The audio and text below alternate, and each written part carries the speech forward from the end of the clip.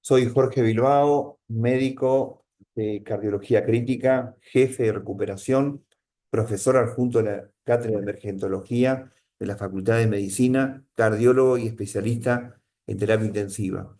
Bueno, hoy tenemos la oportunidad de hablar de endocarditis infecciosa, el manejo que hay que hacer en la guardia.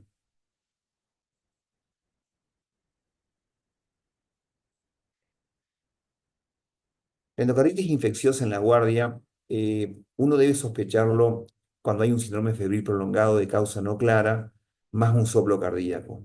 Es decir, si hay una persona que tiene fiebre, no sabes la causa, lleva varios días con fiebre, tiene un soplo, sospecha endocarditis infecciosa.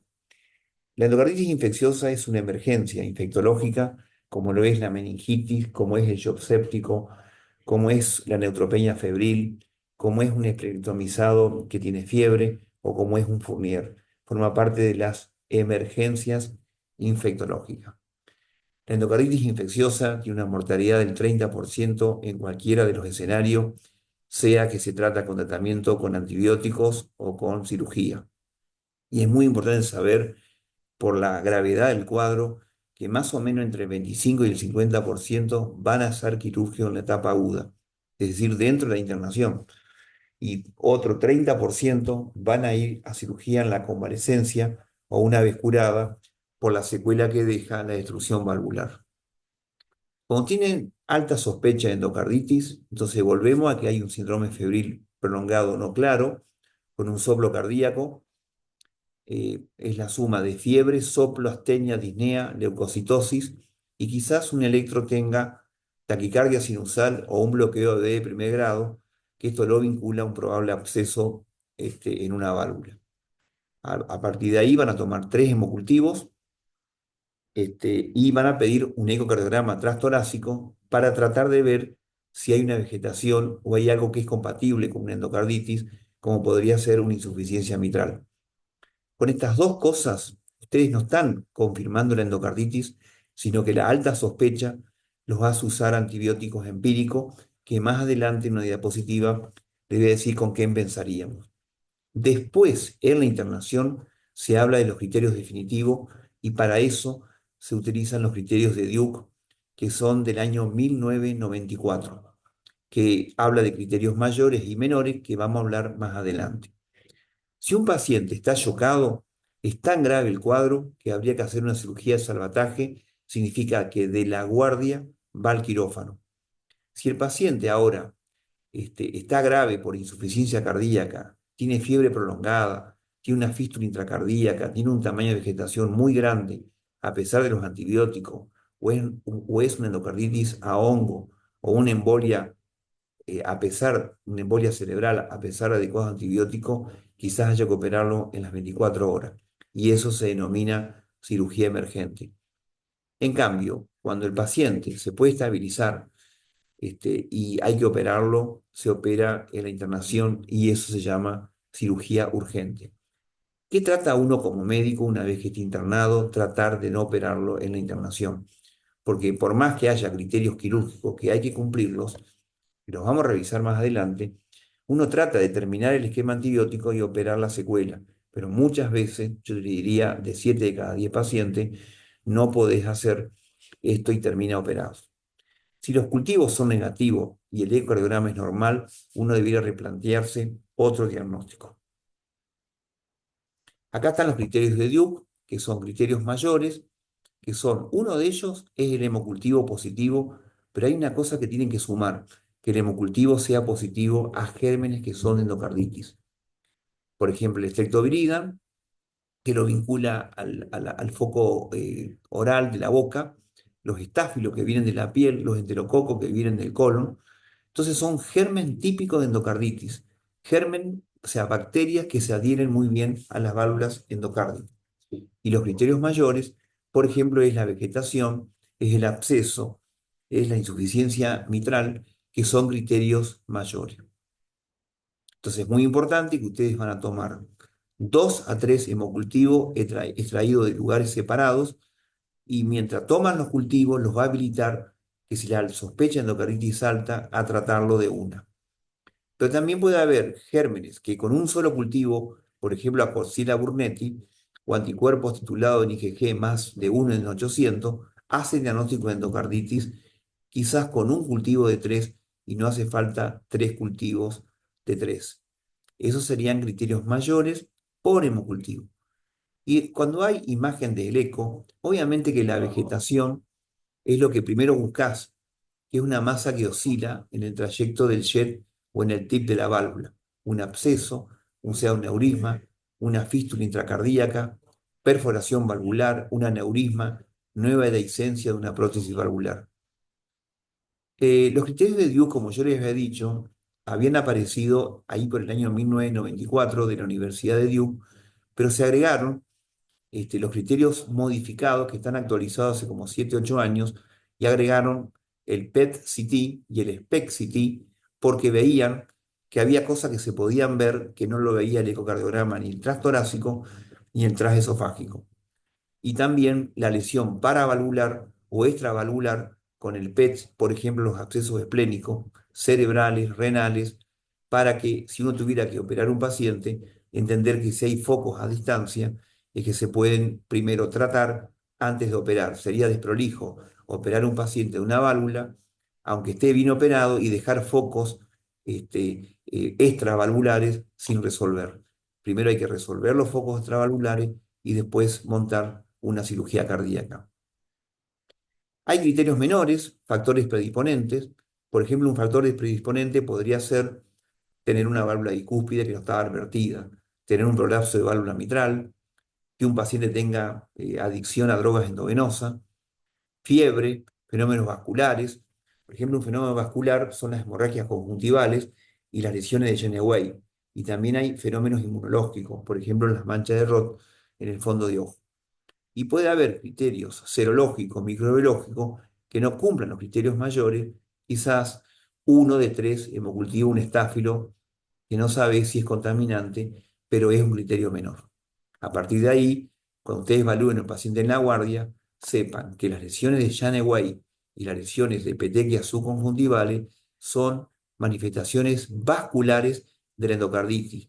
En cambio, las manchas de Roth y los nódulos de Osler y la hemorragia en astilla son fenómenos inmunológicos. Entonces, uno haría el criterio definitivo de endocarditis con 2 criterios mayores, uno mayor más 3 menores o 5 menores. Diagnósticos posibles de endocarditis sería uno mayor y un criterio menor, y se rechaza cuando no existe otra alternativa diagnóstica firme, por ejemplo, la neumonía que no era advertida y la vieron por tomografía, quizás una este, infección urinaria que no estaba jerarquizada, y cuando ustedes ven que se resuelve demasiado rápido, en 4 días o menos, un foco. La endocarditis a veces, aún con adecuados antibióticos, persiste el paciente con fiebre y no tenés la sensación que se resuelva rápido. Los criterios son para continuar los antibióticos, no para decidir en la guardia, que ustedes, como yo les decía, quiero ser claro con esto, cuando ustedes sospechan endocarditis porque tienen soplo y un síndrome febrino claro, no están para esperar los hemocultivos, lo van a tratar y en todo caso el infectólogo continuará o no con los antibióticos. ¿Qué tratamiento empírico inicial podrían indicar? Ampicilina en una dosis de 12 gramos, repartido en 4 a 6 dosis, gentamicina 3 miligramos kilo, intramuscular o endovenoso en una dosis, oxacilina 2 gramos endovenoso cada 3 a 6 horas, en el paciente que no es alérgico a la penicilina. Y si fuera alérgico a la penicilina, vancomicina 30 a 60 miligramos kilo día y gentamicina en la misma dosis, 3 miligramos kilo día en una dosis. La vegetación, que es un criterio mayor, es una masa intracardíaca oscilante de una válvula u otras estructuras endocárdicas o material intracardíaco implantado. El absceso es un área perivalvular no homogénea y engrosada de aspecto ecodenso luminoso que se suele encontrar básicamente en 2 lugares dentro del corazón: periaórtico de la válvula aórtica y en la fibrosa intervalvular mitroaórtico. Son 2 lugares que se pueden ver absceso y se vincula a estáfilo y se vincula a un bloqueo AB de primer grado que puede progresar a un bloqueo AB completo. El pseudoneurisma es un espacio perivascular pulsátil libre de eco con detección por Doppler color. Y la perforación es una interrupción de la continuidad tisular endocárdica atravesada por el doble color. La fístula, muy peligrosa. Nosotros tuvimos un paciente derivado que tuvo una fístula aórtico, ventrículo derecho, y no entendíamos por qué una persona tenía una endocarditis derecha con gérmenes viridan que son de la boca. Y lo que vimos que tenía una fístula que comunicaba la aorta con el ventrículo derecho. Esto es fundamental detectarlo por Doppler, porque sería terriblemente un error que un paciente se opere de una válvula y que después encontremos la fístula y va a tener que ser reoperado. El aneurisma valvular es un abultamiento sacular del tejido valvular. Y por último, la dehiscencia de la válvula protésica es una insuficiencia paravalvular vista con el ecocardiograma transtorácico o transesofágico. ¿Cuándo una endocarditis habría que operarla? Cuando hay una insuficiencia cardíaca refractaria, concretamente porque un paciente no se puede tratar con inotrópicos, diuréticos, un paciente que tiene una destrucción mecánica del corazón. Los inotrópicos son cuando la falla es muscular. Sepsis persistente, definida cuando hay cultivos positivos y bacteriemia por más de 7 días con adecuado tratamiento. Endocarditis micótica, todas las endocarditis a hongos se operan. Endocarditis protésica, absceso se operan, hay que drenarlo. Endocarditis en marcapaso, pero también desfibriladores y también resincronizadores. Embolia recurrente, es decir, vos lo tratás pero sigue embolizando. La embolia básicamente va al cerebro, puede ir a cualquier lugar, pero básicamente tiene predilección por el cerebro, por el vaso. Y el diámetro de la vegetación, que si no se achica con el tratamiento, una vegetación es grande cuando es más de 10 milímetros. La mortalidad en la endocarditis en el grupo EIRA es del 20,5%. Acá están todos los centros quirúrgicos de la Argentina que, como ven, un paciente que se opera con todos estos criterios es una cirugía grave. Entonces, por eso uno trata de llegar con antibióticos a las 6 semanas y operar la secuela. Pero muchas veces te encierra la cirugía y lamentablemente lo tenés que operar como sea. ¿Qué sucede cuando vos lo operás? Que al operarlo estás montando una válvula en un tejido que está infectado, porque vos desmontás la válvula infectada, pero donde estás prendiendo y suturando una válvula nueva, resulta que es un terreno que todavía no está libre de gérmenes y por lo tanto tiene riesgo de tener una endocarditis protésica precoz, que lo vamos a ver más adelante. Pero en principio, la mortalidad de la cirugía cardíaca en endocarditis en la Argentina es 20%, en el Hospital Austral es 5%.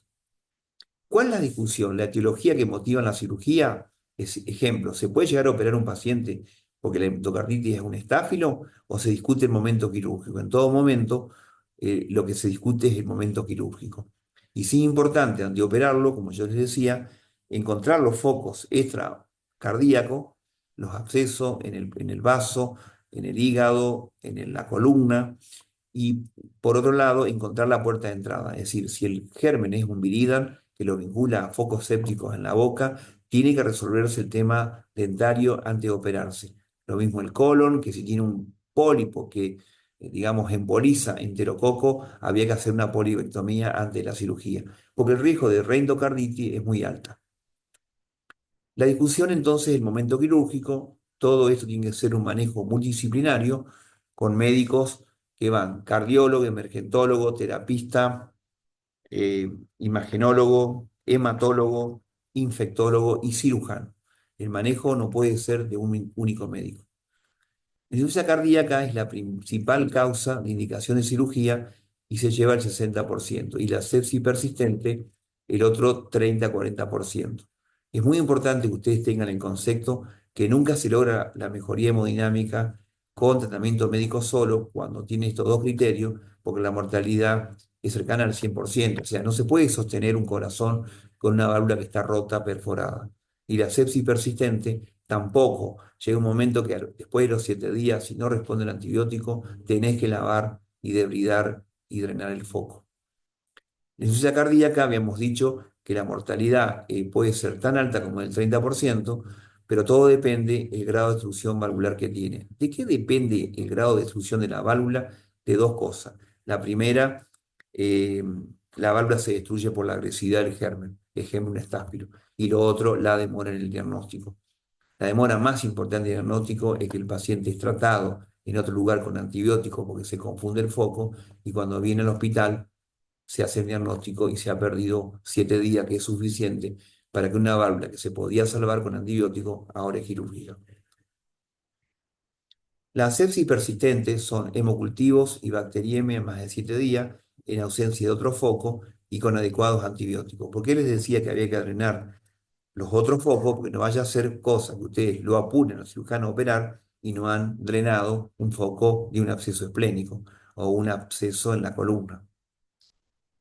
La endocarditis micótica es otro criterio de cirugía.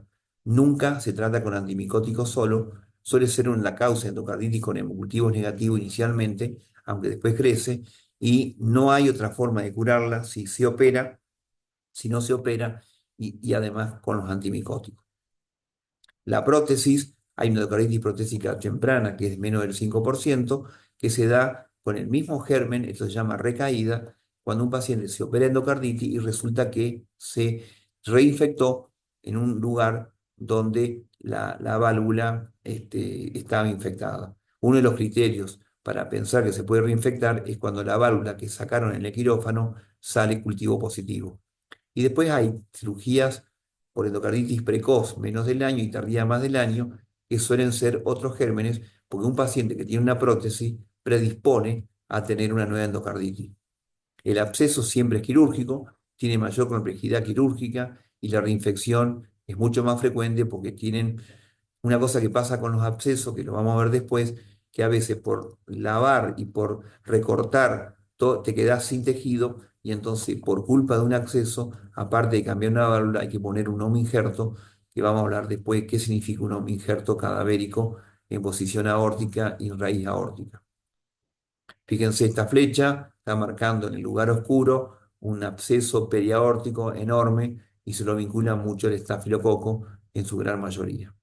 La embolia recurrente, sepan que un paciente que está maltratado de una endocarditis puede tener embolia recurrente porque está maltratado. La vegetación no se achica, no se hace, digamos, no se ordena, no se consolida si no está tratado con antibióticos. La embolia clínica en menos de 7 días es el 30% y con más de 14 días hay 1 a 2% de embolia. Entonces quiere decir que la embolia tiene que ver con un tratamiento adecuado.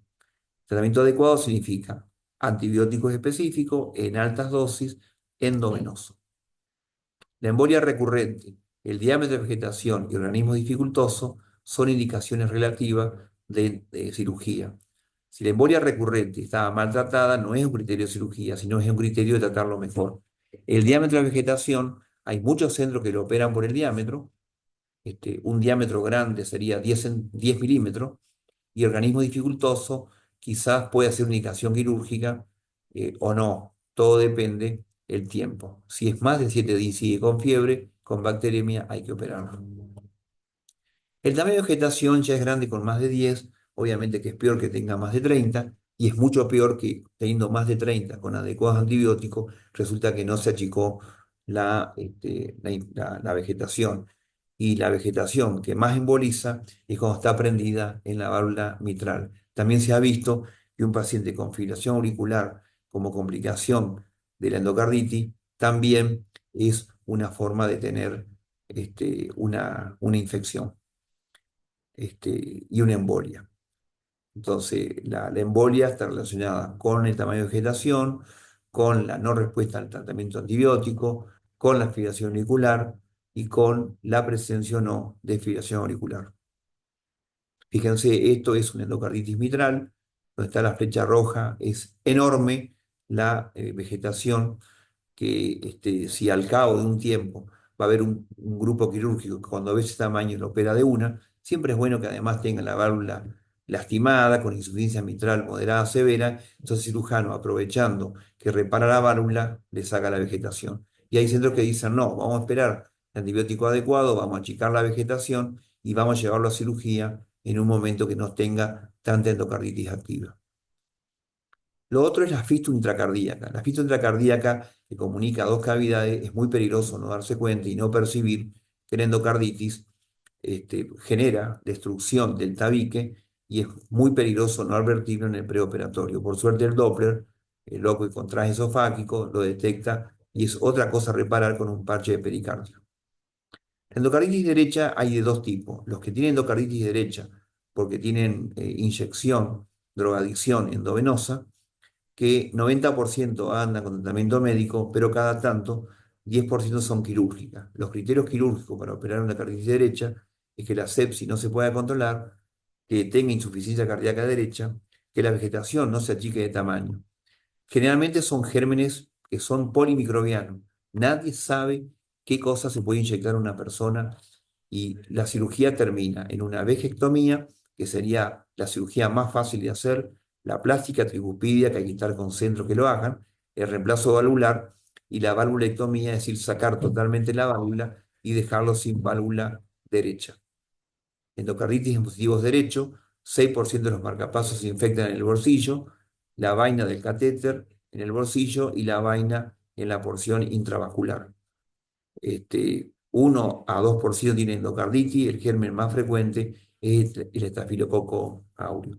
Endocarditis de dispositivos que no son solamente de marcapasos, sino también son desfibriladores y resincro, son las endocarditis con más mortalidad. ¿Y por qué pasa esto? Porque hay que sacar los dispositivos por entero, no porque esté el bolsillo, digamos, infectado, es que puede dejar las vainas, ni del bolsillo, del catéter, ni en la vaina de la porción intravascular. Tenés que sacar todo. Y lo otro, que los pacientes que tienen estos catéteres, en el caso de un marcapaso son pacientes más añosos y en el caso de desfibriladores son pacientes con mala función ventricular y por lo tanto hoy en la actualidad la endocarditis de más mortalidad es la endocarditis llamada a dispositivos derechos. Acá hay un paciente que se ve un cuatro cámaras, un transtorácico, donde se ve una enorme vegetación relacionada a un marcapaso. Obviamente este paciente quedó. Cuando se sacan los cables se sacan con unas vainas especiales que hay que tiene que estar un experto que saca cable para no tener que operarlo. Pero cada tanto, por desprender un cable, se rompe el corazón derecho, o sea, se desgarra el ventrículo derecho que tiene 3 milímetros y uno tiene que salir corriendo a operarlo. Por lo tanto, esto se hace en quirófano con el cirujano cardiovascular muy cerca. ¿De qué depende que no se pueda sacar con la vaina? De que el operador no esté entrenado o que tenga mucho tiempo. Si el cable tiene más de 2, 3 años, no es tan fácil sacarlo y a veces hay que hacerlo a cielo abierto. Los hemocultivos negativos. ¿Por qué puede ocurrir que un endocarditis tenga hemocultivos negativos? La causa más frecuente es que alguien le indicó antibiótico. Entonces, de alguna forma decapitas el crecimiento por los hemocultivos. La otra, que hay bacterias que tienen necesidad de cultivos enriquecidos. La Klebsiella, la Bartonella. Endocarditis a hongo, generalmente es negativa al principio, pero después crece. Lento crecimiento, propio del propio Bacterium acne.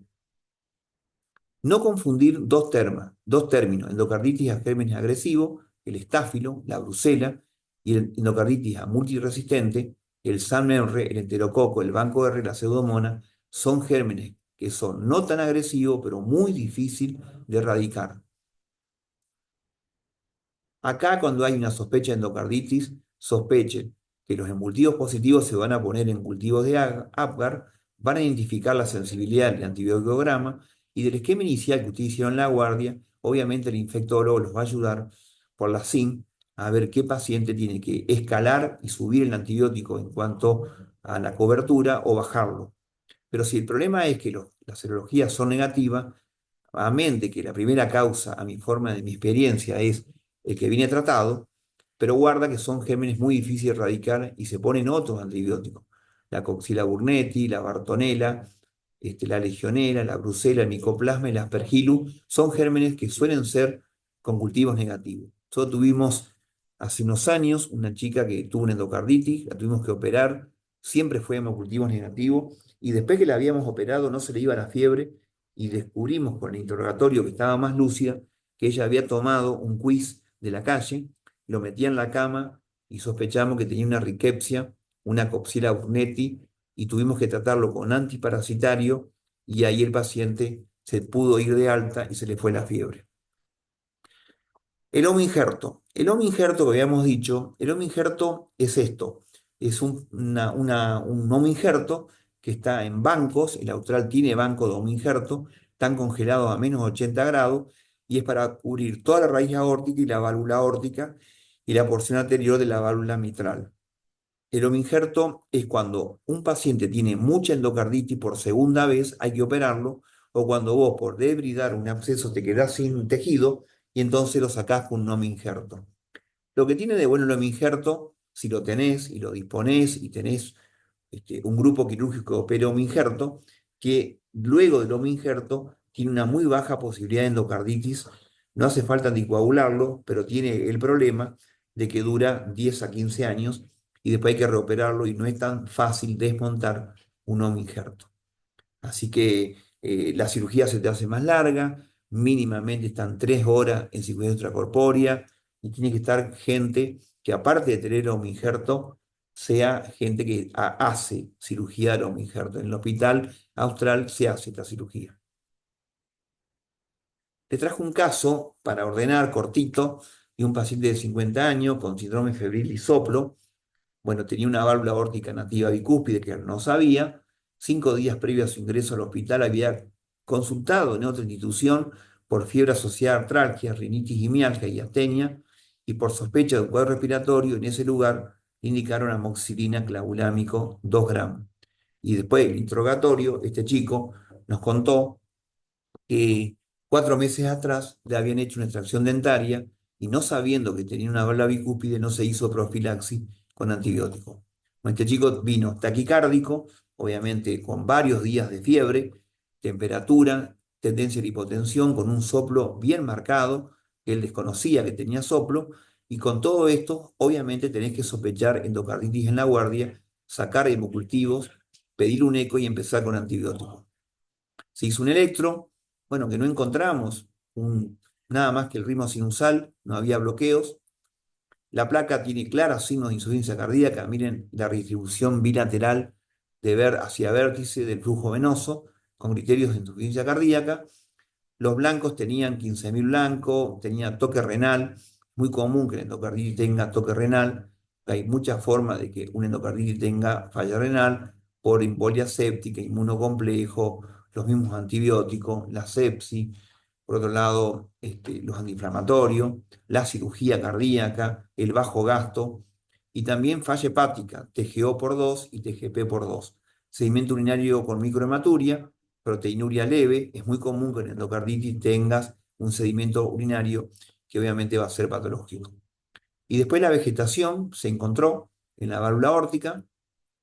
Entonces, el resumen del paciente, que es un paciente de 50 años con endocarditis bacteriana de válvula aórtica bicúspide, sepsis severa, hemocultivo 3 de 3 para estáfilo, áureo, un germen muy agresivo, empezó con gentamicina, vancomicina. ¿Cuándo se tendría que considerar un transesofágico? Así rápidamente, ¿cuándo se va a operar? Ningún cirujano puede operar una endocarditis sin tener un transesofágico. Entonces, en este esquema muy sensible, le van a hacer un transesofágico a todas las válvulas prostésicas, a todos los dispositivos intracardíacos, cuando el eco transtorácico es no diagnóstico porque puede no ver vegetaciones chicas, que el transesofágico las va a ver. Concretamente, si son menos de 5 milímetros, es para eso que el ecocardiograma transesofágico las va a ver. Puede no verse vegetaciones de 5 milímetros o menos con un transtorácico. A toda endocarditis positiva que se va a operar y a toda endocarditis negativa que vos sigas teniendo la alta sospecha, querés mirarlo con un mucho más aumento. Y después del tratamiento con un transesofágico, lo volvés a repetir a los 7 días para ver cómo se está yendo con la válvula, con los antibióticos, así ande o no ande el paciente. Si el paciente se le va la fiebre, háganle igual un transesofágico, porque es una forma de monitorear que lo que ustedes ven en la clínica está reflejado en mejoría, en que se achicó la vegetación y que no se siguió destruyendo la válvula. Entonces la pregunta es, ¿cómo seguimos con este paciente que siguió con fiebre, leucocitosis, falla renal? Y lo que se hizo un transesofágico que vio una insuficiencia aórtica severa, que inicialmente no la tenía, y con los antibióticos obviamente no mejoraba, y terminó operado, donde terminó con una resección de la válvula en cureta de dichas masas, de las vegetaciones, en el seno coronario izquierdo, el lecho es rellenado con parche de pericardio, y del lado derecho queda superficie despulida. se lo reemplazó con una prótesis mecánica Senju número 23, con un tiempo de bomba de más de 2 horas. El paciente se salvó y se fue de alta 2 semanas después con antibióticos en una internación domiciliaria. Conclusiones. La endocarditis primero tiene alta mortalidad en todos los escenarios. Habíamos dicho al principio que era una emergencia infectológica. La indicación de cirugía es frecuente. En agudo, 30% y 40% por la destrucción valvular, aún en convalescencia cuando está curado. Siempre buscar la puerta de entrada. Es clave la discusión del momento quirúrgico en todo un grupo tratante. El manejo debe ser multidisciplinario. Vuelvo a poner cómo es el esquema de que yo tengo que sospechar un síndrome febril no claro con soplo cardíaco, vamos a tomar los hemocultivos, vamos a pedir un ecocardiograma transtorácico y si la sospecha es alta, deben empezar con antibiótico, como les dije, sea o no alérgico a la penicilina, y después que ya está tratado, es que interviene un hospital, una institución, a buscar los criterios de Diux si son positivos o no. Muchas gracias.